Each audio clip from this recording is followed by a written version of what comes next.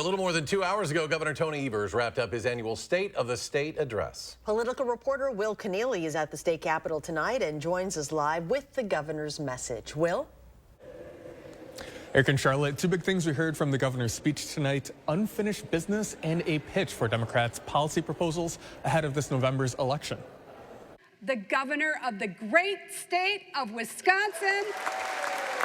We began this biennium in the best fiscal position in our state's history.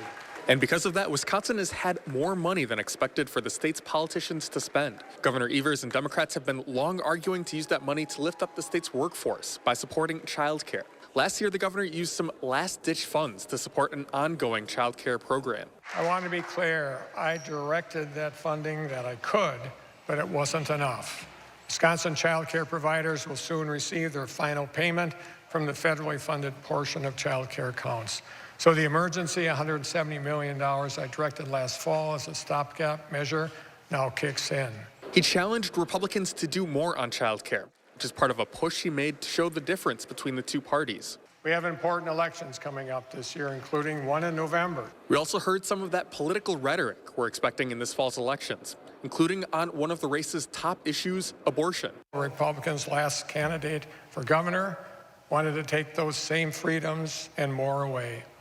You might notice he's not here delivering the State of the State address tonight. Republicans, though, they said most of what the governor took credit for was really their ideas. A budget that's balanced, more money for schools, all things adopted by the Republican legislature, signed by Governor Evers. My biggest disappointment is that with a record surplus in the till, we didn't hear him mention a single thing about giving relief back to the average taxpayer. So actually earlier today, Republicans introduced a series of tax cut proposals that they hope that the governor will sign off on. And I want to leave you with this real quick. A little alcove over my shoulder there. We're waiting on the results of a closed-door meeting to see if the assembly will actually come back into session, tie up some loose ends, all part of a very busy day here under the dome. But for now, reporting from the state capitol, Will Keneally, News 3 Now.